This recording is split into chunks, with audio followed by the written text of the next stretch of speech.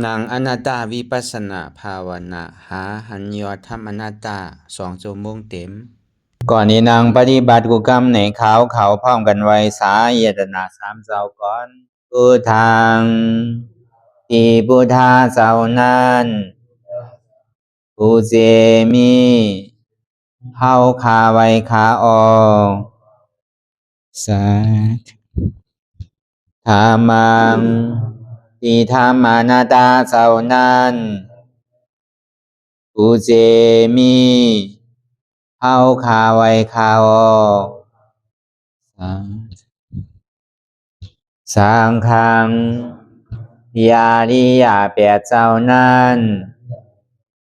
ผู้เจมีเฮาคาไว้คาออกต่อสืบกาเฮาติเลยดูคันธาเปิงดีพระตราสังขากรอิมาหังอัตตาภาวังพุทธัสสะปาริจาสามิกาติอันธา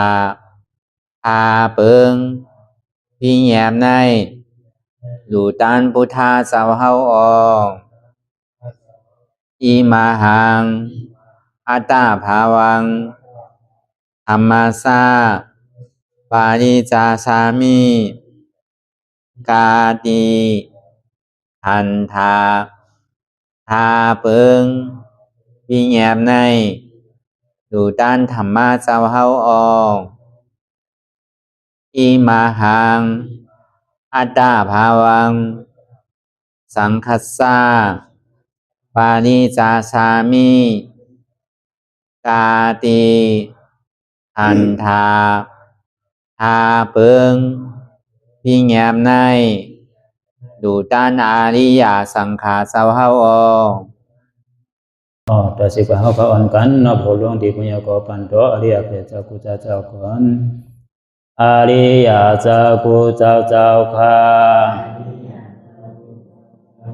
ในยามเมื่อไหร่ก็ดีอันข้าวอ่ำหูเสเลตั้งกามลงสามเปิงไหลวนพิษไหลลาพิษไหลเหตุพินมาเจอนานแค่นดอปดปล่อยวางความบันขาวเขาอย่าให้เป็นอันตรายลงอันเหตุตามาโผนิปานันสกันติคโนมโนกัมมังวสีกัมมังกายกัมมังแสมมุเรวนพิศลาปิตัวเอพิมาติอาริยะเจ้าภูเจ้าสวรรค์พ้นความไม่ถินไม่ใช่นำกองการนั้นขินในยามในจึงข้าวก็บินเสียสมมาเขาปวุนทีวิสิตาธรรมะตังโดอาริยะเจ้าเขาภูเจ้าสวรรค์พ้นความไม่ถินไม่ใช่นำกองการนั้นขินในยามในจึงสังวาเจ้าเขาภูเจ้าภูบายอกิเขาภูก็ภูโกนแสมมุเรวนพิศลาปิตัวเอพิมาติตนตัวสาวตั้งหลังนั่นในสังพยามมุโยนั่นในสังในก็ภูสังเป็นอันตรายเหตุมรรคผลนิพพานเจ้าไหวใส่ให้ทัศนานสีภาวตระปันยาได้เป็นอันตรายให้จำมาผลนิพพานตอนนี้กว่าวันตามเมื่อตาเฮจงกันอาหันทุกข้าทุกข้าเป็นอนัตตาเยาเดียวอนัตตาตาเปอัตตาที่วิจิกิสาเกลียสานั่นเลยมดสิ่งเก่งหายกว่าในภาวะสัตว์ในอังแผงมัน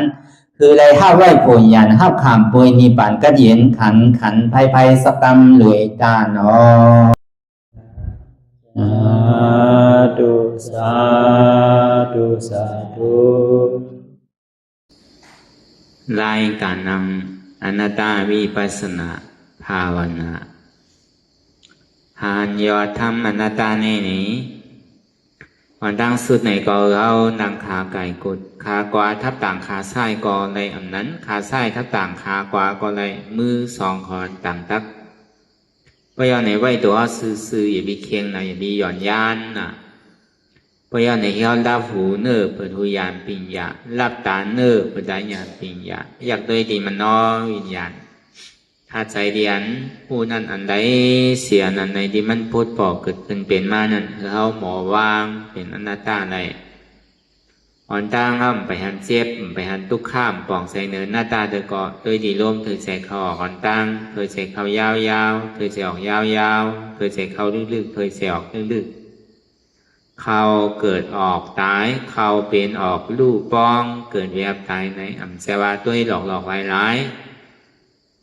แล้วมีหยาดตั้งหันจือใจหยาดตั้งวนจือใจหันสะพอดิมันนำอุบเปิงเลยเอาตั้งแต่ที่โกต่อไปดินเนี่ยมีอะไรพองนะที่ว่าเป็นเฮามีเฮาที่ว่าเฮาเปิงพองอ้ำสี่สั่งไรเนี่ยตั้งแต่ป้นปีป้นเดินป้นวันมาต่อถึงมือเหลียวเท่ามาอยู่ติ๊กมีหูกอหนกมีตากอมัวมีเขียวกอวางมีเนื้อมีหนังกอเหี่ยวลูกหยับนางหยับไปหยับลูกกอข้างนางกอข้างกว่ากอข้างมากอะไรก็เหมือนเก่าเพราะนั้นเนี่ยมันเกิงอยู่กูมือกูข้าวยามมันดองอยู่กูมือกูข้าวยามมันสามตัวของกูมือกูข้าวยามเนี่ยก็เพราะนั้นนะหันเพไพ่ลองตั้งเกิดตั้งเท่าตั้งเป็นตั้งตายเอาเนี่ยก็ส่วนที่เกิดสังเวกาตราเกิดสังเวกาตราเอาเนี่ยส่วนที่คัดใจตาที่หัวอันสะพอที่มันนำเกิดอำเท่าอำเป็นอำตายย้อนเพื่อเข้าหันลองตั้งเพเกิดเพเท่าเพเป็นเพตายเนี่ยอันนี้เป็นแห่งสังเวกาอันหนึ่งที่ให้ถือเขามีลองตั้งคัดใจตาที่สืบจ้างตรากว่านั้นกูตาที่ได้เกิดได้เท่าได้เป็นได้ตายในพระเป็นเจ้าก็เป็นไงเพราะว่ามีสังเวกาตราลองตั้งเกิดตั้งเท่าตั้งเป็นตั้งตายเดะสองดีกว่าหาตราเตียนเกิดอำเท่าอำเป็นอำตายหามายาวในสมมาสั่งสอนในข้าวตั้ง40 ภาวะลุ่มต่อถึงพระเป็นเจ้านี่ปานกว่าปวนมายาว2 หิง 5 ปัก67 หวานเนี่ยก็ยังขึ้นกราบขึ้นปานอยู่เศษตราพระเป็นเจ้าเนี่ยไปตกรุ่นไปตกลาตกรุ่นถึงขึ้นกราบขึ้นปานไว้อยู่เฉยๆเพราะว่ามันเป็นเศษสาตราเลยอันว่ามันดีตกกราบตกรุ่นเนี่ยมีมันขึ้นกราบอยู่เฉยๆเพราะว่ามันเป็นเศษสาที่มันอยู่ในยุคนำคันธาของวิเนี่ยสัตวะตั้งมือตั้งเสียงมันอยู่ในตัวในใจเฮากูก็อำว่าเล็กอำว่าหนุ่มอำว่าเท่าอำว่าเคยได้อำว่าก้นยิงก้นใจอำว่าก้นปีก้นยอมอำว่าก้นเฮิรนอำว่าเมฆาวบุญเจ้าก็ว่ามันเป็นเศษสาตะลาอยู่เย้าในซึ่งมันก็ถึงหู้อะไรกูกันกูก็แล้วก็วันนั้นเราตั้งเอาอาสังเวกาตะลานั่นกูไพ่เราตั้งเกิดตั้งเท่าตั้งเป็นตั้งตาย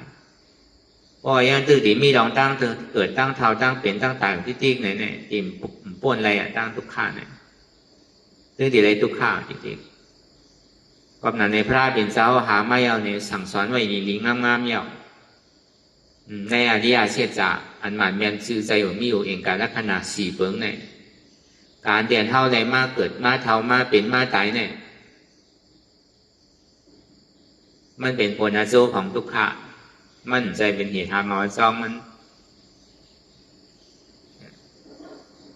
มันเกิดมาเยาวในอำเภอเกิดขึ้นก่อนแรกก็มว่าไง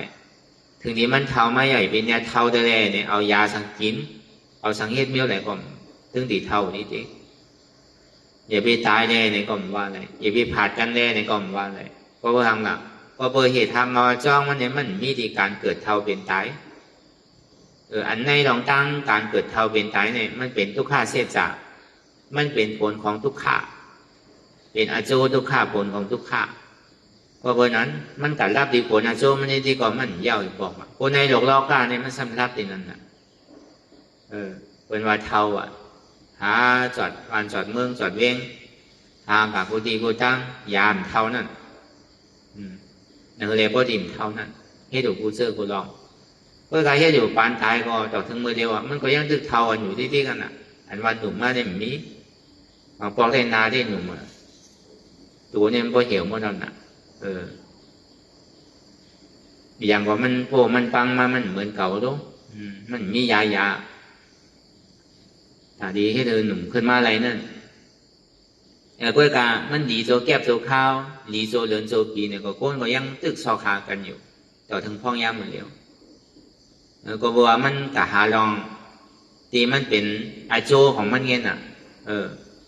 เหตุทางเอาจ้องมันเนี่ยเหตุสั่งในมันเป็นมาเนี่ยก้นผ่านอะไรนั่น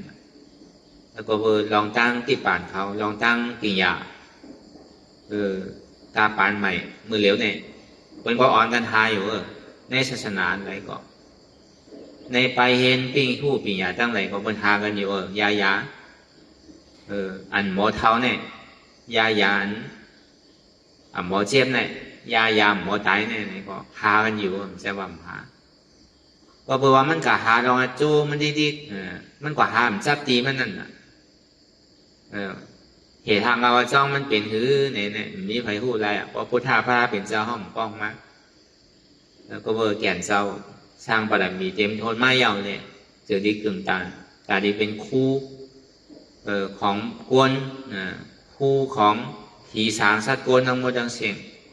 ใน31 โค้งในพระเป็นเจ้าเมียนหล่อนต้นเกล็ดเป็นมีไผเป็นเสียเป็นเสียห้างกวยผู้อ่านห้างกวยแม่หล่อนต้นเกล็ดเป็นพระเป็นเจ้าเนี่ยมีไผแต่นี้มาแจกนึงเลยพอวันนั้นเป็นก้อนเมียเลยเป็นเป็นเสียของผีสางสัตว์กวนในสัจวาระทั้งหมดทั้งสิ้น31 โค้งเนี่ยก็เพราะนั้นในหามาเลยหลียาวเนี่ยมั่นใจว่ากระโจติเลยมาเป็นพุทธาเลยในข้าวตั้งของ6 ปีก็ไม่ใช่ก็ว่าสร้างบารมีมาในข้าวตั้งหูเสียสังขารใบเชนกำผาเนี่ยบารมี10 เปิงเพตุนมีอยู่30เนี่ยยอมจุนอกใจเดนะยอมจุนมาจุนเมืองจุนลูกจุนล่างจุนเมจุนหนามตั้งหมดทั้งสิ้นเอาว่าตัสสะบารมีตัสสะอุปบารมียอมจุนเองกับลักษณะเจ้าเก่าเป็นใครหมากตาห้าใครตับไรปอดห้ายอมปันไรต่อถึงปรมัตถบารมีเนี่ยยอมจุนอายุอาสาสายใจเจ้าเก่าเปิดเรียกเอาตั้งหูสัพพัญญูใจอย่างนั้นเปิดเรียกเอาคือบารมีเพราะเต็มคนนั้นในข้าวตั้งอยู่เสียสังขารใบเชนกำผาไรจุนอาจารย์นอกนะก็ดีว่าในข้าวตั้งหูเสียสังขารไปเชนกำผาอันจุนอาจารย์ในข้าวตั้งหู6 ปีย่อม2 เดือนจนได้ขึ้นมาเป็นพุทธาภาเป็นเจ้าอย่างดีเด้ตั้งโมตั้งเสียงในมันเป็นอริยเสียจาดีมันหมันแม่หรือเบอร์เนี่ยมีอยู่4 เบิงในเมื่อกูปอกมันหู้นั่นทางว่ามันเป็นมันเกิดเนี่ยมันดุตีไหลเท่าเนี่ยมันดุตีไหล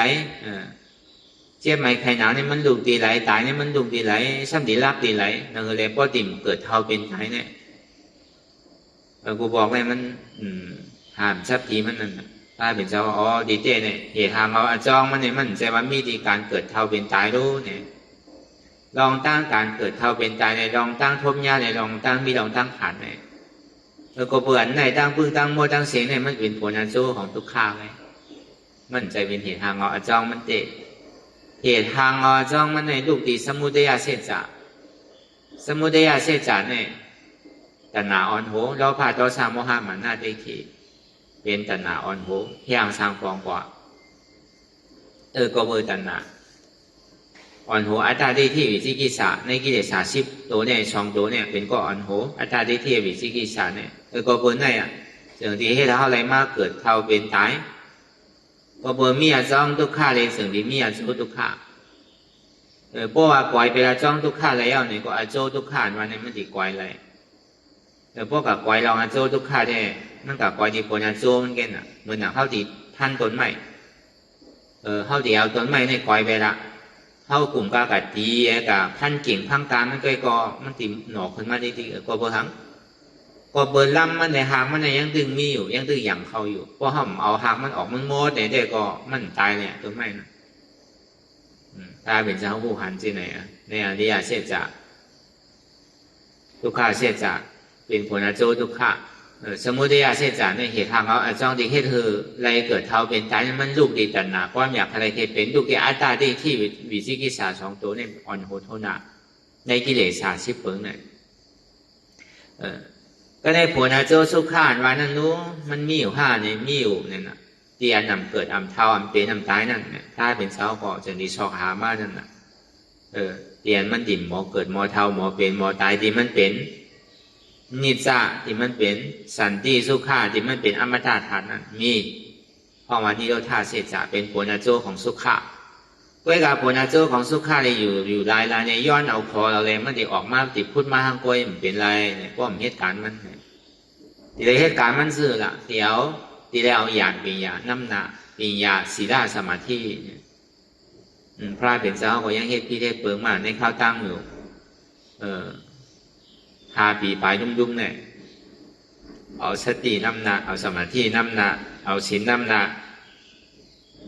ยามเอาปัญญานำหน้าที่เทศเนี่ยเป็นพระเป็นเจ้าเป็นพระปัญญาพระเป็นเจ้าโคตรมาเนี่ยเป็นปัญญาธิกะปัญญาธิกะในสร้างบารมีเนี่ยไว้เลยเพิ่นในพระเป็นเจ้า3 สูงเนี่ยมันมีสถาธิกาวิริยาธิกาปัญญาธิกาปัญญาธิกาในที่ใดสร้างบารมีไว้แน่เลยเพิ่นจะที่ใดทั่วไปเนี่ยสถาธิกาในสร้างบารมีอยู่8 อสังไขยไปแสนกัมภะวิริยาธิกาในสร้างบารมีอยู่10 อสังไขยไปแสนกัมภะใช่ไหมถ้าเป็นเจ้าโคตรมหาเนี่ยเสียสังไขยไปแสนกัมภะเป็นเจ้าปัญญาก็ว่าทางหลักก็เปิดวาจีอาแปนั่นน่ะวาจีกรรมที่ได้รัดไว้เพราะว่าที่ได้เป็นผู้ท่าหมันในซึ้งอย่าพี่ว่า6 วัน 7 วันก็ดอก6 ปีก็ที่ย่อมเฮ็ดอยู่เนี่ยก็เปิดวาจีกรรมอันเนี้ยก็เปิดหน้าวาจีกรรมตัวนี้ก็เลยให้เป็น6 ปีนั่นน่ะเอาสติน้ำหนักเอาสมาธิน้ำหนักเอาศีลศีลน้ำหนักนั่นน่ะมั่นใจเอาในส่วนนี้มาเอาอย่างปัญญาน้ำนานั่นน่ะปัญญาศีลสมาธิในคอปัญญาศีลสมาธิเป็นมรรคเสจามรรคเสจาเป็นสังละเป็นเหตุทางเอาอจ้องของสุขะไม่เป็นเครื่องตัดทางโหงเอากิเลสในมรรคเสจาปัญญาสมาธิที่สมาสังกัปปะอ่อนโหสมาธิที่หานันหมันเมียนจือใจสมาสังกัปปะว่านันหมันเมียนจือใจสมาวาจาด้านนั้นหมันเมียนจือใจสมากรรมันตาการนั้นเฮ็ดหมันเมียนจือใจสมาอาชีวะการเลี้ยงต้องเลี้ยงใช้นั้นหมันเมียนจือใจสมาวายามะตั้งคัดใจจือใจสมาสติตื่นสติหู้ตูเสนั่นจือใจสมาธิตั้งมันจือใจในปัญญาศีลสมาธิเอาพอเนี่ยแต่ดีรับเหตุทางงอจ้องทุกขาดดีเลยยางจ้อมเสียนตั้งอริยมรรค8 เปิงเนี่ยเป็นห้องว่าเสียนตั้งมากมัชฌิมาปฏิปทาเสียนตั้งสายกลางเสียนตั้งสายกลางเนี่ยบอกว่าคือเป็นปัญญาน้ำหนาว่าห้องว่าสายกลางเอาสติน้ำนาเนี่ยเคียงเอาสมาธิน้ำนาเนี่ยสัญญาณนั่นบอกว่ามันต่างก็เอาสติแห้งหนาเนี่ยก็เคียงหนาวก็เอาสมาธิแห้งหนาเนี่ยก็สัมยอนย่านหนาวก็เอาปัญญาน้ำนาเนี่ยเป็นเส้นตั้งสายกลางว่าอ่ำเคียงป้นอ่ำหย่อนย่านป้นสิ่งที่ห้องว่าเส้นตั้งสายกลางปัญญาสมาธิที่หันอันหมานแมนสัมมาสังกัปปะว่าอันหมานแมนอันนี้มีเครื่องรับหนักมีก้อนหาปันในก้อนหันเตะในขอ2 อันเนี่ยก็เบื่อลองจ้องทุกข้าแล้วโจทุกข้าเนี่ยมันเป็นสังละมันเป็นมิจฉาที่ใดมิจฉาสังกัปปะเหตุทางเอาจ้องทุกข้าเลยอโจทุกข้าเนี่ยเหตุทางเอาจ้องสุขข้าเลยอโจสุขข้าเนี่ยเป็นยังไงสัมมาสังกัปปะเลยสมาธิที่มันเป็นกูนะในสมาธิที่สมาสังกัปปะเนี่ยเป็นอจ้องทุกข้าเลยอโจทุกข้าสมาธิที่สมาสังกัปปะเนี่ยเป็นอจ้องสุขข้าเลยอโจสุขข้าพอมาแจกเทก็อันหันพี่เลยวนพี่เนี่ยมันเป็นกูทุกข้าเสียจ่าเลยสมุทัยเสียจ่าอันหันหมันแม่ในวนหมันแม่มันเป็นกูของมากกาเสียจ่าเลยนิโรธาเสียจ่าเนี่ยมันเป็นกูไว้สองว่าลองตั้งอันเท่าหันพี่วนพี่ในก็เบอร์อังหลักก็เบอร์เขาหันพี่วนพี่ได้เท่าอะไรมาเกิดเท่าเป็นตายที่นั่นน่ะอันหันพี่วนพี่นั่นหันสังหลักก็เบอร์เราผ่าต่อสามโมห้าหมันหน้าเด็กที่แต่ว่ามันดีเก๋โลกมันเก๋น้ำขึ้นเนาะต่อเตะเก๋มากก็การมันสุดมันมดไหลมันขัดดกไหลเนี่ยก็เบอร์เราตั้งหันพี่วนพี่เดียวเป็นก้อนอ่อนโหโทนาเสียงเลยถึงที่ไรมาลองตั้งเกิดเท่าเป็นตาย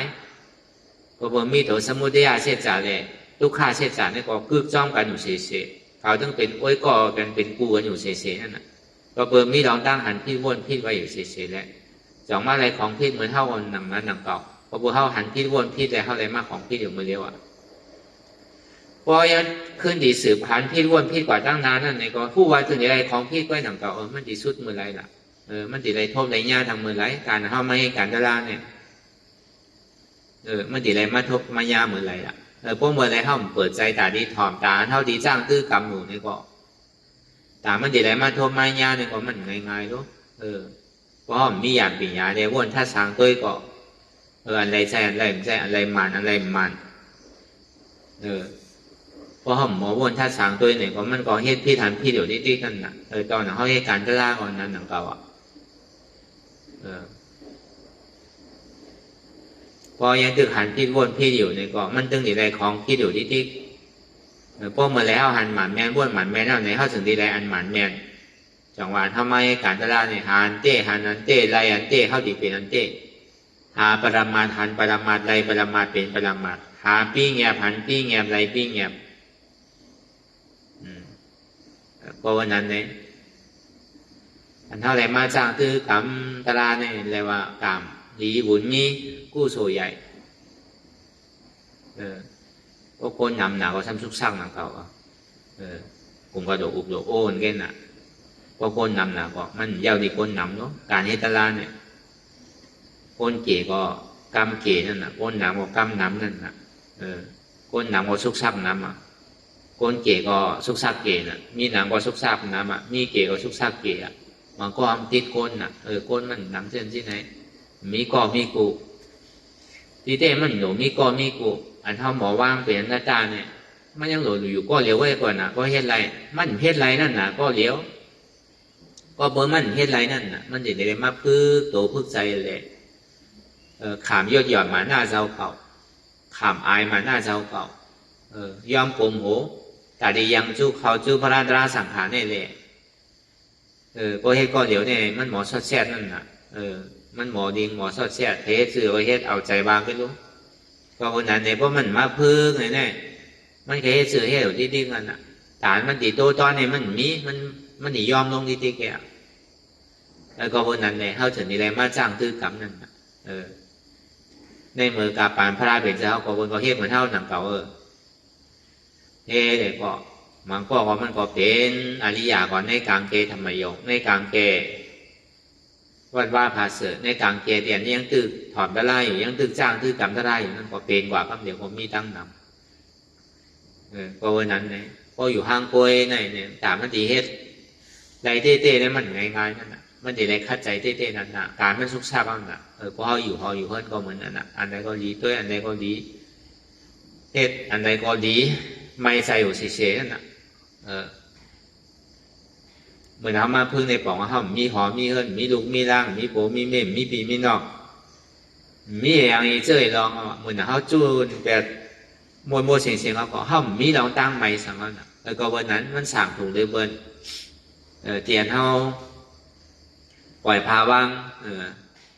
อยู่ด้านเศร้าปล่อยพาว่างของเอิญตังเขาอย่างนี้ก็เขาไหนมามีข้าวยำอาจจะมาเฮ็ดสร้างตื้อกำตะลาเนี่ยอะไรว่ามันเป็นส่วนไรส่วนเป็นนั่นเป็นตามlýกุศลของเขาเตียนเท่าในว่างอะไรคือก็มันก็กุศลเขาดีขนาดนั้นว่างในวันก็ยังดีในวันว่างใน2 วัน3 วัน10 วัน15 วัน20 วันเดือน1 ปีนึงก็แค่ดี2-3 เดือนก็แค่ดีนี่เขาว่างในน้ำก็เขาก็สารน้ำเปี่ยวน้ำเขาว่างอะไรก็เขาก็หนาเขาไว้หนังเก่ามันก็หนาไปหนังเก่าเดี๋ยวก็วันนั้นการให้การตลาดเนี่ยมันเป็นการบุญดาตาที่ว่างของนัก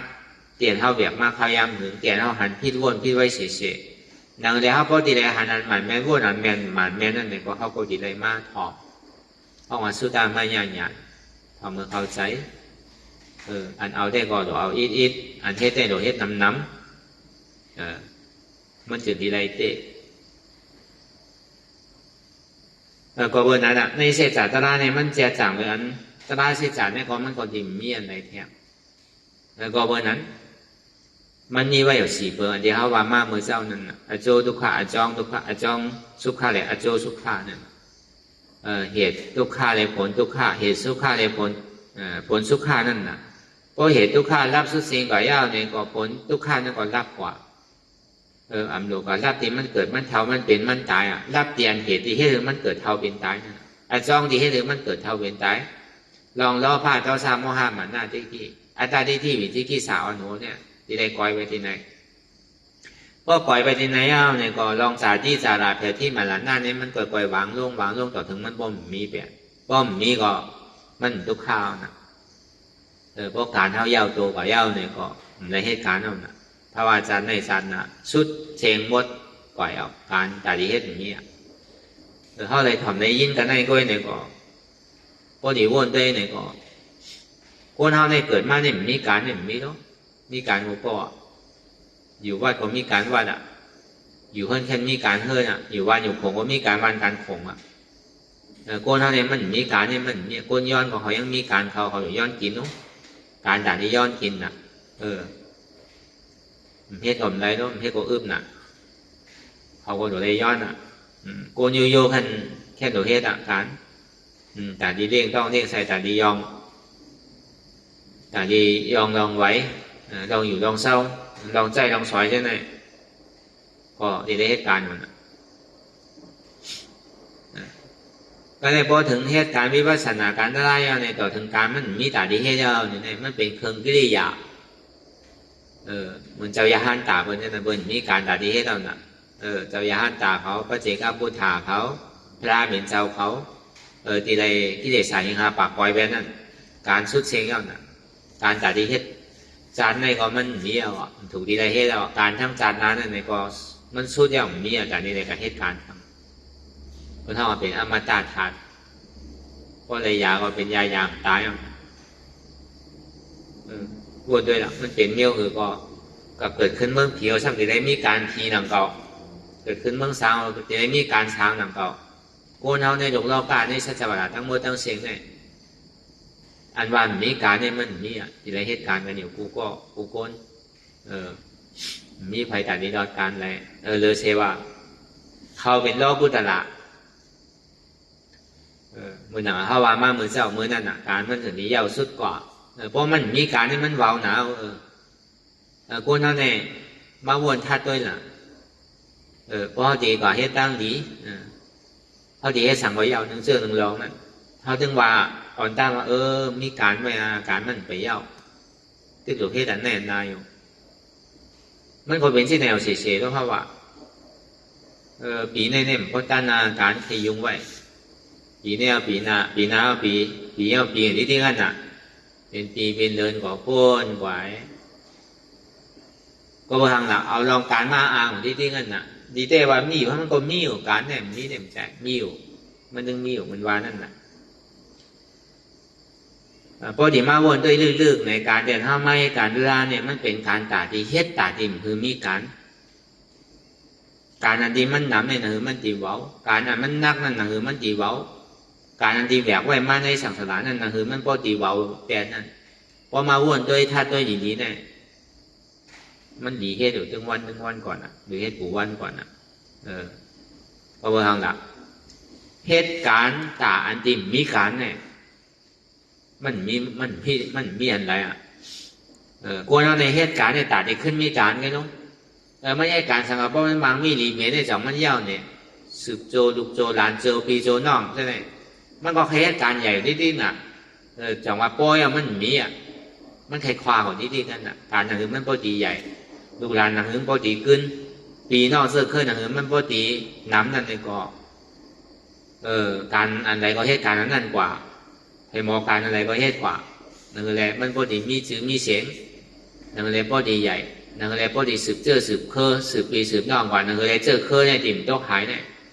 ในการล่อการเนี่ยมันเป็นเช่นการคุณการวานการเมืองการคุณก็เหมือนนั้นสืบโจสืบกว่าดิ๊กบอกว่ามันถึงมีการขึ้นอยู่ดิ๊กอันว่าการมันติดเสียงเนี่ยมันมีการป่านพ่อยามเดี๋ยวเนี่ยการมันก็บอกใหม่มาดิ๊กกูบอกได้ประเทศไทยให้สนเปิดค่าเปิดขายเมืองในเมืองเมืองเหลียวเนี่ยมันมีจอดมีเจด้วยมีอะไรก็มีจอดมีเจมันใจว่าลองเฮ็ดไทยเฮ็ดสวนลองเอียงไปของกินของวาของใจของชอยว่ามันก็นำขึ้นมาอันขึ้นกาวขึ้นปานเนี่ยก็มันก็นำขึ้นมาการเมี่ยวหือก็มันใจว่าดีเก๋โล่งกูวันในการมันก็นำมาโกนก็นำมาลองใจลองชอยก็เปิงมาเหมือนเก่าก็เพราะนั้นการต่างๆมันดีเย้าห้าดีสุดดีเสียงห้าเนี่ยมันตึงหันทางมันลานั่นในหลวงรองการ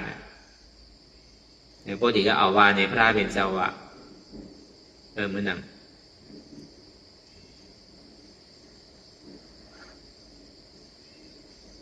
พระเป็นเจ้าพูดว่า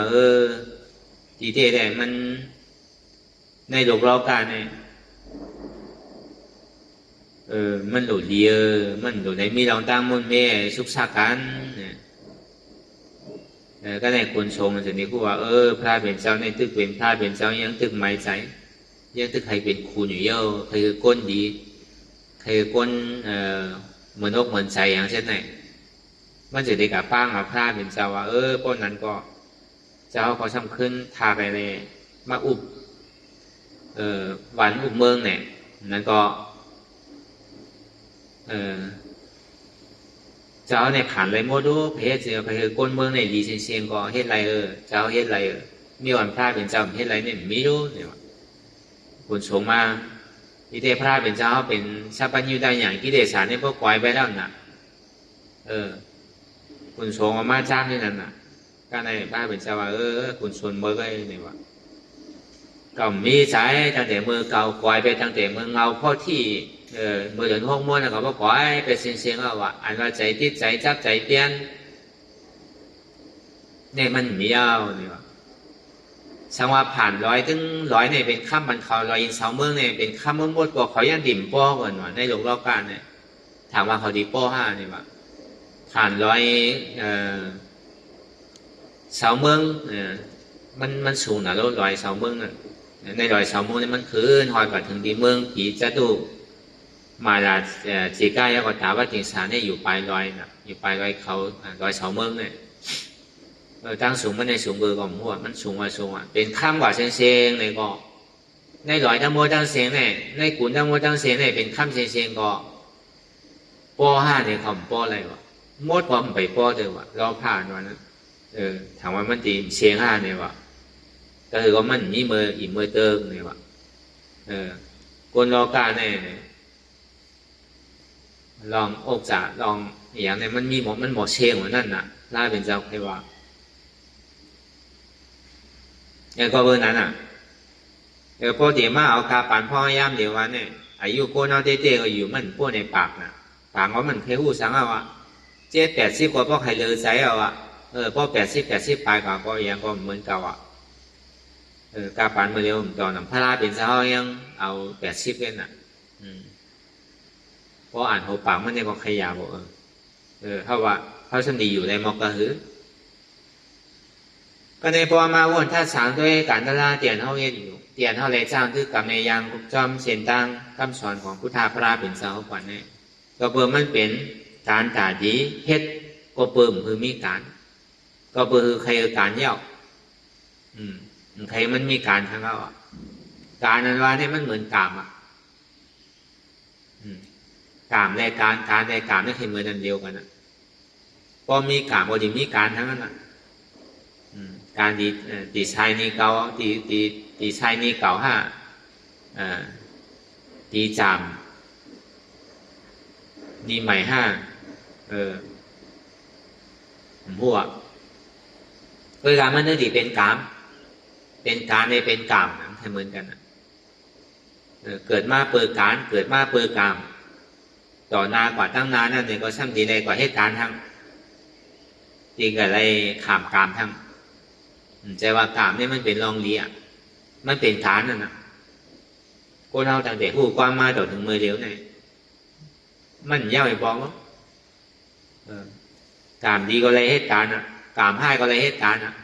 มันถึงดิ่มพวกน้องตั้งเหตุการณ์ใดเวลาพอกามดีก็การมันดีเก๋เวลาการป้ายใจนี่มันดีนำเนื้อเสียการป้ายตัวสิหนังแก่กันมันดีเฮ่อใจเวลามันเฮ่อตัวแต่มันให้แน่ไหนทำตัวก็เฮ่อใจก็เฮ่อมันก็ทำตัวเฮ่อใจในก็มีมันก็เหมือนกันนะพวกเราในหลวงเราการเนี่ยก็เบอร์นั้นกามเลการให้มันให้เหมือนอันเลี้ยวกันนะเอาตั้งแต่เท่าความมาเหมือนเลี้ยวเนี่ยการนั้นว่านี่มันเย้าอีบองอ่ะตอนนี้เราถึงท้ายก็ไปเย้าทุกการนั้นว่านะเพราะดีว่าเต้ๆนี่มันเป็นการตัดดีใส่ต้องใส่การตัดดีมักมีรีเป็นการตัดดีมีชื่อมีเสียงการตัดดีอยู่เอาอาศักหลอดกว่าวันเมื่อไหร่เมื่อนั่นกว่าการตัดดีสืบเคอตาดีคือลุกลังขึ้นใหญ่ใหม่สูงมาก ที่นั่นกันนะพอดีว่าที่เตมันกลับไก่ไปลองล้อกล้ากันนะก็เลยพอมาเห็นล้อกุตลาเนี่ยมันเป็นการตาดีอันตัวเสาเก่าแบกมากหึงเงี้ยวนาการเสาเก่าในแบกมากมูกกระหือในสังสารเนี่ยต่อหน้ากว่าตั้งนั้นสันติแบกทางคือก็มั่วการเสาเก่าอันที่หมอเย้าหมอสุดเสียบอกนั่นใครมันเย้าห้าการในพระเป็นเสาเขาพอเปิดคู่หันนี่แหละเสด็จมาลาดนี่นั่นถ้าเป็นเจ้าวะกานั่นว่าในกามันว่าในกานั่นว่านั่นตั้งหลังก้นมาในหมูกระหือในสังสารเนี่ยแหวกหน้าการอยู่เสเป็นเมี้ยวไหลก็ไม่ใจเมี้ยวนั่นเหมือนอย่างพระราเป็นเจ้าเป็นตัวแตกเป็นขุนเมืองเนี่ยก็เป็นที่เปิ้นอาโกเปิงอิงเป็นที่อ่อนโหโทนาเปิ้นเป็นสร้างเป็นสัตวะก็เหมือนนั่นเป็นก้อนอ่อนโหโทนาเปิ้นเป็นขุนนกยุงคำเนี่ยเป็นปังใต้เนี่ยยามเป็นสามซีเนี่ยยามเป็น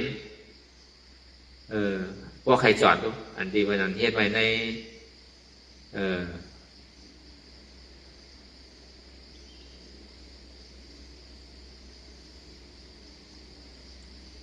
จัดต่อพระเป็นเจ้านั่นประเทศไว้ใน36เมืองหลวงมันมีอยู่พระเป็นเจ้าเปลี่ยนมาค่อยๆเป็นสร้างเป็นมากเป็นนกยุงเป็นหางเช่นนั้นมีอยู่ก็เป็นสร้างก็ที่ได้แหวกหน้าการนั้นยิงเป็นก้นอ่อนโหโทนาเบิร์นเนี่ยแค่ที่ได้แหวกหน้ามันใช่ว่าลองการอ่อนโหโทนาเบิร์นมันเป็นลองเปี่ยมใช่เพราะเป็นก้นอ่อนโหโทนาเบิร์นเนี่ยก็ตั้งทุกข้ามันก่อนนำตั้งไม่ใส่มันก่อนนำก็บนนั้นก็มาวนท่าสางด้วยดีๆเนี่ยการเตียนเท่าเย็นอยู่เนี่ยไม่เป็นการต่างทีอำโลสืบมีการแทงมีมากกว่าอิ่มหนาวพอเขาพูดอะไรเนี่ยเขาแค่กินข้าวป้อมลุ่งคออันที่เขาเลยเปลี่ยนมาอันที่เขาเลยเฮ็ดมาน่ะการเมื่อตู้จะเลิกอันเท่าไรตกอันนั้นที่เขาว่าเขาว่าหึงเอาง่ายๆตอนนั้นเขาพูดว่ามาต่อถึงมือเดียวในการให้ถูกสีให้ถูกวันๆเนาะกามไหลเมื่อนั่นกามให้ก็เลยทุกข้านำหนาต่อถึงก็ทุกข้านำก็ซ้ำทุกข้าก็มันเป็นกามดีมากมันก็เกิดมากกว่ากามลี้ต่อถึงมือเดียวก็ยังตึกกามลี้อยู่เมื่อกับพอมาวนท่าต้อยเนี่ยก็มันยังไปป้นการเตอถึงมากามดีอยู่กามให้อยู่เสียตาก็มันก็ยังตึกที่ได้เหตุการณ์อยู่ป้นการเตอก็เบอร์นั้นสืบกว่าตั้งนานนั่นในก็เย้าห้าการนั้นว่าเนี่ยมันเย้าเพราะเป็นที่ไหนได้เกิดมาในภาวะหนึ่งจัดเนี่ยใครซ้ำสามใครป้วนหน้าน้องตั้งทุกข้ามใครป้วนหน้านาการนั้นว่านั้นเหตุการณ์ตาติมคือมีการเนี่ยพอมาวนท่าสามตัวเนี่ยมันมีในศาสนาพุทธพระเป็นเจ้าด้วยนะเหตุการณ์ตาที่อันมีการแห่งการตั้งนาก็ติมสืบมีทางการปัจจุบันก็ติมสืบมีแทงเพราะมันมีการในก็ปองว่าการในกามก็เหมือนกันนั่นอันที่เขาว่ามามือเศร้านะคุณตาที่รับกามแบบกู้โศกามกู้โศกามกู้โศกามก็ใช่กู้โศกามก็ไม่ใช่นะกามขาวล้ำกามขาวกามล้ำนะกามเนี่ยก็ซ้ำปองมากขึ้นซ้ำเป็นการหนังต่อการนำลี้นั่นนะการเมืองเหตุการณ์นำลี้นั่นห้องว่ากามล้ำเหตุการณ์ลี้นั่นห้องว่ากามเผิกกามขาวกามขาวก็เพศกามล้ำนั่นก็เพศเป็นห้องว่าเหตุการณ์เหตุสมถะอันนั้นมันขึ้นสร้างสมเลยเสการตาหน้าศีลานั่นนะกามล้ำนั่นเหตุการณ์กู้โศตุจะเลิกกายตุจะเลิก3 วจีตุจะเลิก4มโนตุจะเลิก3ห้องว่าบัวนำลีลานำลีให้นำลีในตุจะเลิก10 เปิงเนี่ยในห้องว่ากามล้ำก็ได้กามขาว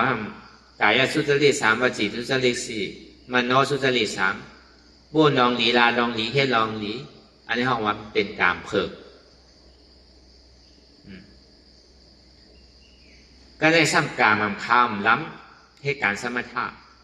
กับที่เจ้ากรรมในดวงโลกาเหมือนเจ้าอยาเสียหันเปิ่นเขาเถินเข้าป่ามีลูกมีเมเขาไปอยู่จ้ำจ้างจ้ำเถินจ้ำป่ากินลูกไม้หัวมันหลวงมากล้ามากขายจนเปิ่นตีเก๋ชุดมันในก็กินลูกไม้หัวมันแกกินเนื้อกินปลาอยู่จ้ำเถินจ้ำช่างในพูดกินหมักไม้หัวมันเฮ็ดเช่นไหนกว่าอยู่ในศีลถ้าศีล8อยู่ในเจริญพรหมวิหาร4เมตตากรุณามุทิตาอุเบกขาใช่ไหมก้าวไก่เลยลองกวนเฮินก้าวไก่เลยลองฐานหน้าเวลาก้าวไก่เลยลองศีลาเลสมาธิอันนี้พอห้องกาบคำล้ำเวลามันพอยังตึกเป็นการแต่ดีเฮ็ดอยู่นั่นก็มันสุดการนะเพราะเมื่อไรยังตึกจ้องกามก็ยังตึกมีการอยู่ก็ว่าการนั้นให้การตลาดเนี่ยมันอยู่เหนือกามทั้งเสียงจ้อมาว่ากามตัดแบบเสียงอธิการาพ้นมาในสังอนาการอันดีถึงนั่นในสังปัจจุบันพ้องยามเดี๋ยวนั่นในสังดองตั้งหลังก็ตัดแบบดองตั้งนาอันดีถึงนั่นก็ตัดแบบดองพ้องยามปัจจุบันเมื่อเดี๋ยวในก็ตัดแบบอัมวาลองตั้งหลังในอธิการาพ้นมาในสังอนาการอันดีถึงนั่นในสังปัจจุบันพ้องยามเดี๋ยว3 ตัว3 อันเนี่ยก็ตัดแบบจังว่ามันตัดการแบบมันตัดการแบบเพราะว่าตัดการแบบตัดการแบบแล้วก็การมันจะได้เย้าเพราะการมันสุดสิ่งเก่งเย้าเนี่ยก็มันมีการตัดที่ให้ทางเอาเลยเสว่ามันเป็นเพิงกิริยาการบุญด่าอัตตาหิตาเนี่ยมันสุดเสียงเก่งกว่าเย้ามีเอากล้วยการปราหิตาเนี่ยก็มันก็มีผลพรสื่อเหตุกว่าอยู่จ้อมกรรมติดกรรมอยู่จ้อมกรรมมันอยู่เหนือกรรมมันจ้อมกรรมมันติดกรรมมันติดกันมันวางอะไรไงมันใจมันไม่ใจกันใจติดกันพอมาวนทัศสังตัวอย่างนี้เนี่ยถูกดีเฮ็ดถูกดีเอาถูกดีสร้างตื้อกรรมเหตุการณ์ตาดีอันมีการเนี่ยมันใจว่ามีการเลยถ้าโบนี่มันใจการไม่นั่นสิ่งที่มันพอหางเห็นเป็นปั่นเท้าเรียบร้อยแล้วน่ะมีใบเต็มโทนแล้วน่ะเท้ามีก็ห้อมนั่นก็เท้าว่า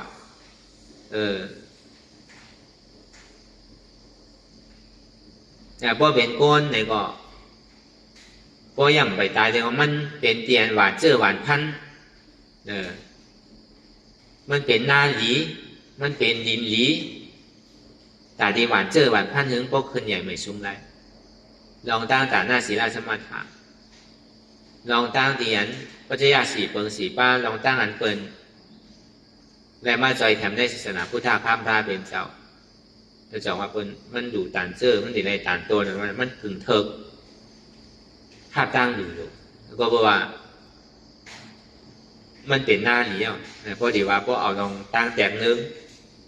ถึงตั้งเถิกภาพตั้งดูอำถุงนี่มันพิษนั่นน่ะโดว่นโดสังวรมันพิษนั่นน่ะก็ในพระวาจาตั้งนามาเนี่ยก็มันมีไว้เรียบร้อยแล้วว่ามันมีการด่าที่ให้แทงกามมันสุดเสียงเกณฑ์ไก่เย้า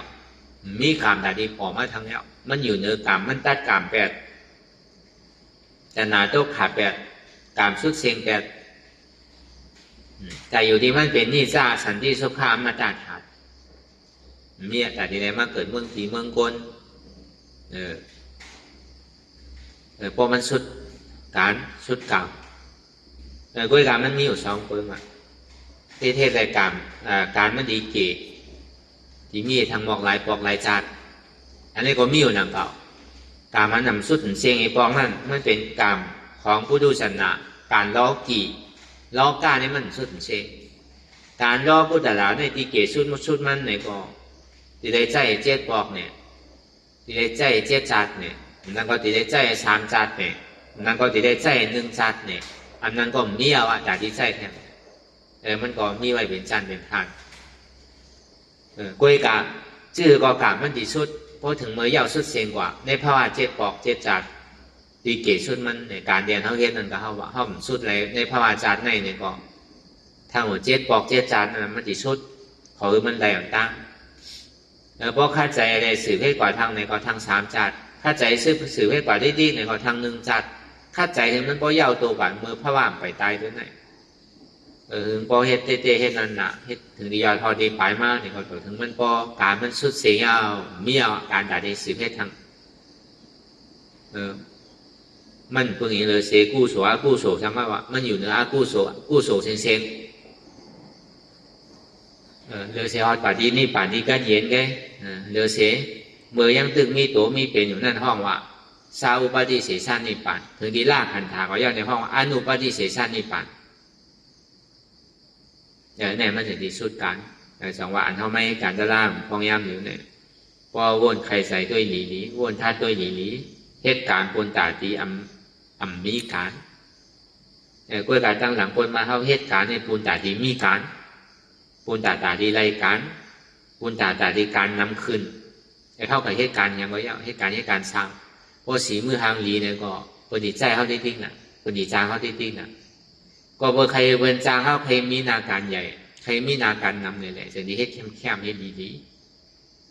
การมันจะดีน้ำมันนะจะดีเข้าใจให้ดีนั่นนะนั่นก็การมันมอกขนาดเนี่ยพอใจอะไรเนี่ยพอใส่ต้องใส่ชบใส่ใช่เนี่ยมันก็ยาวเด็กปีญาภัยปีญามันนั่นน่ะโกนเอาเนี่ยมันเหมือนกันเนาะปีญาตั้งหูก็มันเหมือนกันน่ะใจก็มันเหมือนกันน่ะมันก็ใจแก้มันก็ใจกว้างมันก็มีป้าปีญามันก็มีปีญามีแฮมไงนั่นก็จะให้เธอน่ะมันก็ให้วันไหนกลุ่มวันนั้นให้เมื่อไหร่ก็กลุ่มเมื่อนั้นเฮ็ดวันหนึ่งก็กินวันหนึ่งมันก็เฮ็ดวันหนึ่งห้ามกลุ่มวงหนึ่งมันก็เฮ็ดวันหนึ่งห้ามกลุ่มเดือนหนึ่งมันก็เฮ็ดวันหนึ่งห้ามกลุ่มเป็นปีมันก็อะไรวันหนึ่งห้ามกลุ่มต่อสู้แบบนี้เพราะเบอร์นาการในปีญามันเหมือนกันมันก็เฮ็ดกุนพ่อเจ้าเก่าเฮ็ดกว่าก็ป้นกว่าเฮ็ดวันไหนก็กลุ่มวันนั้นป้อมเฮ็ดวันก็อึบอันนี้มันก็ยาวแต่การผู้โสปีญาจอมทำอันที่พร้อมจอมทำควรปั่นแห้งนั่นจอมทำก็ความในโลกรอบก้าเนี่ยมันมีมือสุดมือเชียงพอดีวันเนี่ยตัวหรอกในโลกใดเมืองไหนวันใดเมืองไหนก็เป็นเหตุการณ์ถึงวันถึงเมืองโกนเฮาตัวหรอกเมืองเฮาเหตุการณ์เพราะอะไรเหมือนโลกเหมือนสายกว่าเหตุการณ์เมืองเปิดเมืองไทยเหมือนสายปลายกว่าเมืองอันขึ้นใหญ่หรือเมืองไทยแห่งก็ปลายกว่าเมืองสิงคโปร์เนี่ยมาเลเซียเนี่ยอเมริกันเนี่ยเงินกว่าทำใหญ่เนาะก็บอกใครมีนาการนำใครมีเงินนำวันเมืองไหนวันเมืองนั้นเข่งกันลองเฮ็ดลองเตะลองสร้างลองขึ้นใหญ่ไม่สูงในวัตถุในรูปธรรมน่ะก็เข่งกันอยู่ถึงวันนั่นน่ะต่อถึงมือเดียวเข่งลองตั้งปีญาไปมังมีหลีเป็นมันก็เป็นอยู่ต่อถึงพ้องย่ำเดียวจ่องมันยาวมันสู้ท่าเนี่ยมันยาวมันสู้สืบลูกสืบล้านสืบปีสืบเจอสืบเพิ่เนี่ยเขาที่เฮ็ดที่ไหนก่อนก็นึงยาวสืบกว่าตายก็นึงมาแดนขึ้นเฮ็ดที่ไหนก่อนดีๆมีเมื่อยาวมือสู้มาเติมมือหนังวงตรงวงรอปั่นดีๆกันมีมือเกิดใดบอกอย่างก็วันนั้นในเฮลิเวน่าสัตวานั่นเป็นนั้นน้ำหูน้ำตาให้ห้องเป็นอันทีใจมองใจก็บอกว่าลองตั้งอันเหตุการณ์ในลองตั้งกรรมที่มันเป็นอยู่ในตั้มน้ำเนี่ยมันเป็นการอากุศลมันเป็นกรรมเมื่อกรรมดีก้อยแต่เหตุนั้นการกุศลเนี่ยมันเกะการอากุศลเนี่ยมันน้ำแต่จังหวะมันเหตุการณ์อยู่ถึงวันตั้งปวดมากของมันเป็นการเบิกน้ำตั้งนานเนี่ยเขาไม่เป็นการเบิกน้ำการเฮ็ดใส่ต้องใส่ใช้เนี่ยการนันเรียนแจนันจังเนี่ยมันเก๋การเรียนคิดเนี่ยมันน้ำแล้วก็เบอร์นั้นการอะไรดีตัวเจ้าเก่าเฮ็ดเนี่ยก็มันดีเลยห้าการดีเจ้าเก่าเฮ็ดนั่นมันมีเมื่อยาวมือสุดมือเติงให้ปอกันมันก็จังว่าการอยู่ตั้งแต่หูความมาต่อถึงมือเลี้ยวยากกว่าต่อในต่อถึงพ่อตายเนี่ยก็การต่อถึงพ่อตายมันก็มีจุดหมายปลายทางมีทางยังงานเนี่ยความไทยของว่ามีจุดหมายปลายทางความใจเนี่ยมันมีทางยังงานมันมีเป้าหมายเกิดมาสร้างใครเป็นสังผู้เกิดมาก็โดดตายได้ทำมาที่ไหน เกิดเป็นก้นของหลวตายเป็นก้นก็ช่ำเป็นที่นั้นก่อนแทงตั้งหันช่ำหันพิษก่อนแทงไหนแต่ก้นเท่ากับมันช่ำอยู่ที่นั้นเต้นน่ะถามว่าดีถึงเมื่อตายก็เป็นก้นทั้งแง่จะกลับไปทางอะไรเนี่ยเดี๋ยวขึ้นเกิดเป็นก้นที่แกชาตวานั่นเนี่ยก็มันเป็นม้ามันตายก็เดี๋ยวขึ้นเกิดเป็นม้าแกอันวัวใกล้ตายมันขึ้นดีเกิดเป็นวัวใกล้แกก้นเนี่ยจะเกิดเป็นวัวเป็นใกล้เป็นม้าเป็นแมวมันมีเนี่ยไอหยุ่งพิษเนี่ยมันมีสิ่งนั้นไว้ห้องว่าติ๊กที่มีฉาติ๊กที่ตั้งหยุ่งพิษ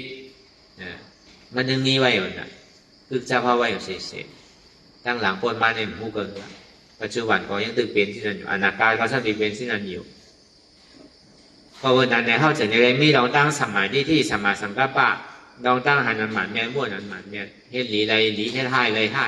หวานเจอพันอะไรไว้ก่อนตีได้5 วันนั่นรอดก็ใครอยู่เนื้อกามพ้นเนื้อกามนั่น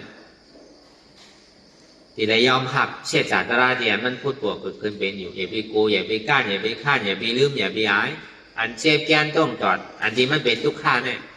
อันมันเกิดเท่าเป็นตายเนี่ยที่เป็นทุกข้าเนี่ยมันก็เป็นรองของมันก็เหตุการณ์ของมันกว่ามันก็ไม่ยอมตั้งสืบเป็นสืบรู้ไว้แรกลายข่ายกว่าที่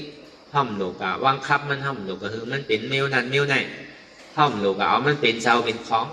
สาวหาเหตุทางเงาคือหัน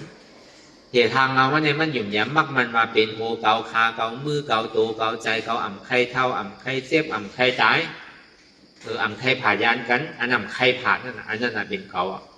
ก็เบอร์หยุ่มยำมักมันมาเป็นเกาก็อ่ำไข่ผ่าก็อ่ำไข่เท่าก็อ่ำไข่เป็นก็อ่ำไข่ตายต่อยังไปไข่ตายเด้อเนี่ยก็ก็เบอร์เกาอ่ำไข่ตายนั่นนะมันดีตายอยู่ก็มันสม่ำไข่ตายเด้ออันมันไข่ตายนั่นนะมันเป็นเหตุทางเงาจ้องทุกข์ก็เบอร์มันหยุ่มยำมักมันมาเป็นตัวมันนั่นนะมันจะได้เป็นเหตุทางเงาจ้องทุกข์มันยอมทำยอมเป็นยอมตายใครเจ็บใครเสียมใครแม่ใครทุกข์ใครขาดใจใครแก้นใครห้อนใครไม่สังใครกัดจะกินเย็นไว้ก็เบื่ออันใครนั่นน่ะอันใครนั่นน่ะเป็นอาจอมทุกข์ว่าเอาใครออกก็มันมีอย่างว่าอันใครเป็นนั่นใครเป็นนั่นใครเป็นเมี้ยวไหนใครเป็นเมี้ยวไหนก็เบื่ออ่ะก็เบื่ออาตาก็ยุ่มยำมากมันมาเป็นมันมีมันเป็นขันหาของมันนั่นน่ะเหตุทางหลอนเนี่ย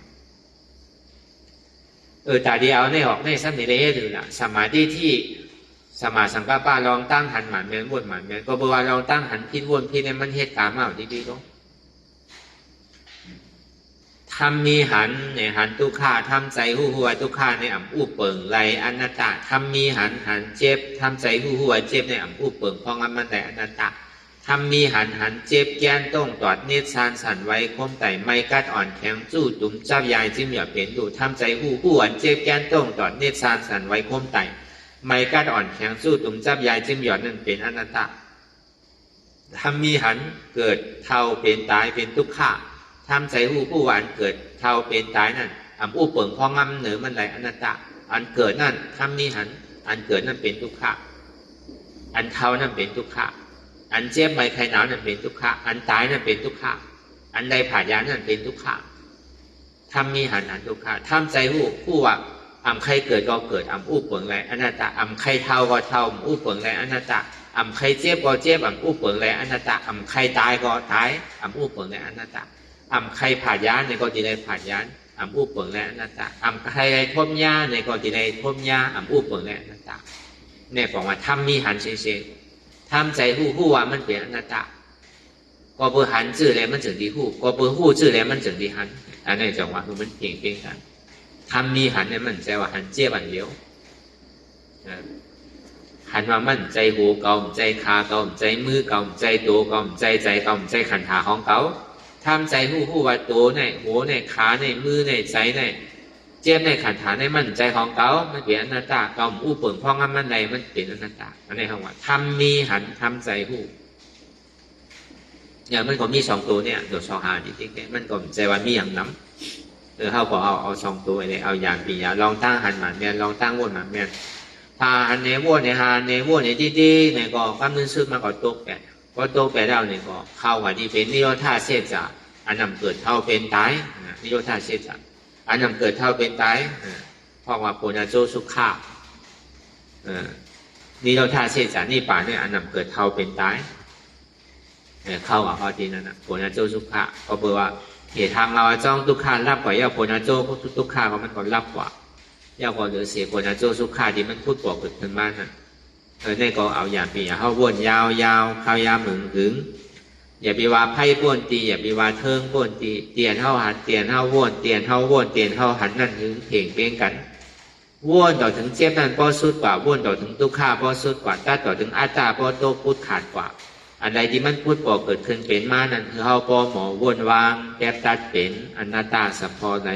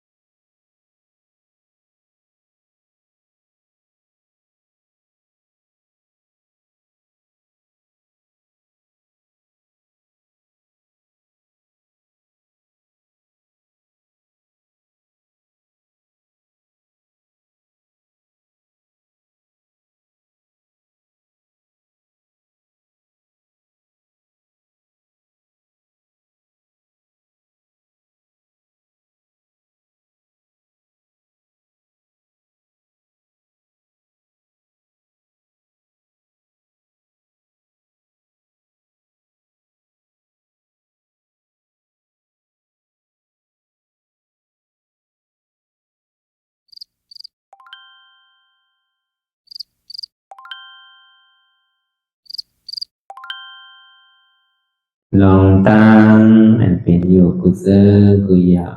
ย้ายข้องคำไว้ที่ใส่หูถอดถอนออกที่ใส่หูมันออกเสียงก่อนสภาวะอะไรก็ดีลองตั้งอะไรก็ดีอันเกิดขึ้นมาที่อยู่ตัวที่ใส่ที่เจี๊ยบสนั่นถอดถอนออกที่ใส่หูมันออกเสียง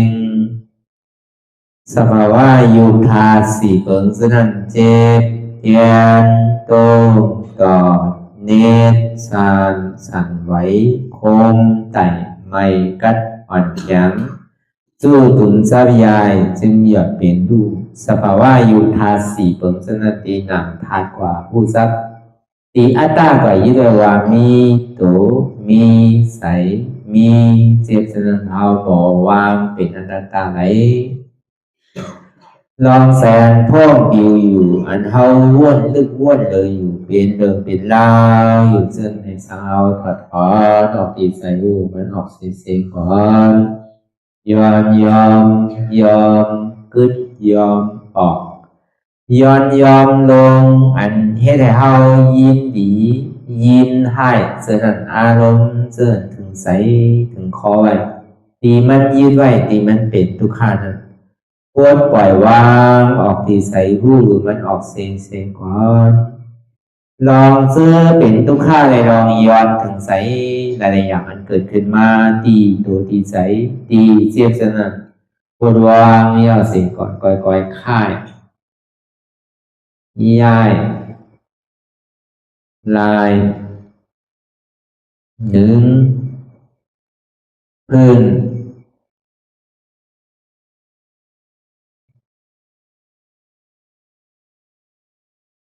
พยายามไหนก่อยเปิดตา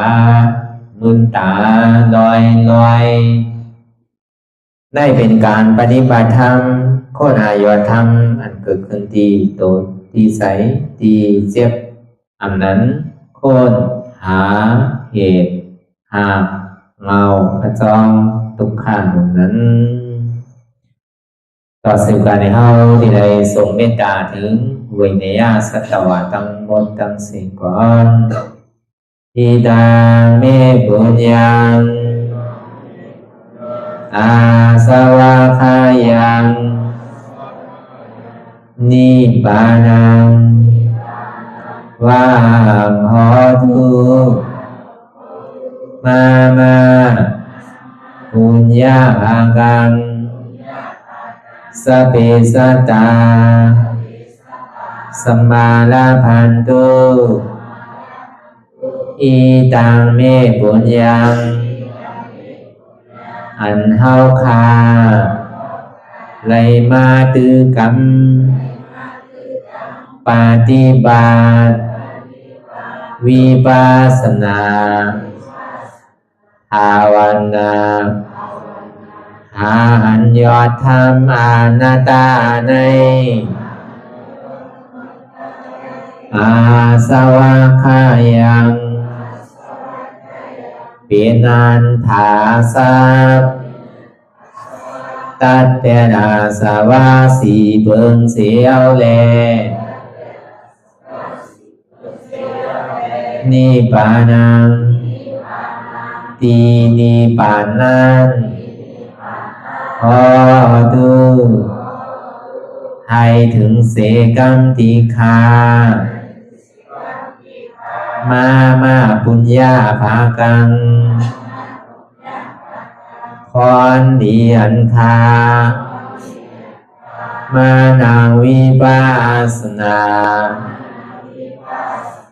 ภาวนาทรงยืนปันสเปสัตตานังเอวปอเมสลาญาติกาดึงเคเจอเคได้ก็แลจากว่าสัตวาทั้งสิ่งทั้งดวงนั้นสมาลาพันตุอะไรพรดีนำกันตั้งเฮาคา ตังสิงสกัมติคาโนสาธุสาธุสาธุ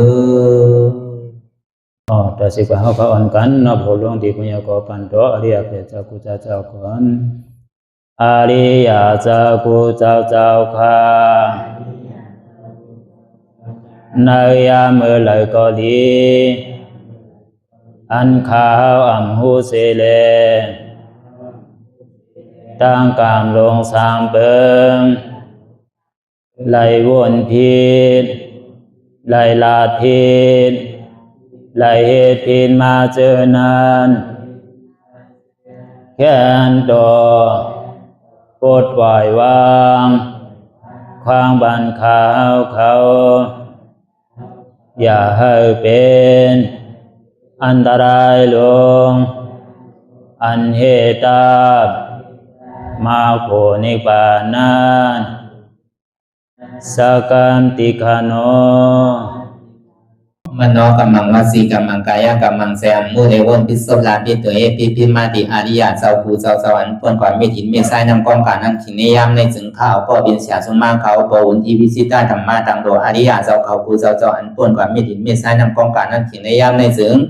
สังวาเจ้าเขาภูเจ้าภูบายอกิเขาภูก็ภูกวนแสมมุเรวนพิสุลาภิตัวเอพิมาติตนตัวสาวตั้งหลังนั่นในสังพยามโยนั่นในสังในกอภูสังเป็นอันตรายเหตุมาโผนิปานเจ้าไหวใส่หัตถนานสีภาวตระปันยาได้เป็นอันตรายให้จำมาผลนี้ปั่นต่อเนื่องกว่าวันตามเมื่อตาเฮอจงกันอาหารทุกข้าทุกข้าเป็นอนัตตาเยาเดียวอนัตตาตาเปะอัตตาติวิจิกิจสักเรียสารนั่นเลยมดสิ่งเก่งหายกว่าในภาวะสัตว์ในอังแผงมันคือเลยห้าไหวผลยันห้าขามปุยนิปั่นก็เย็นขันไพ่สกรรมรวยตาเนาะสาธุสาธุสาธุ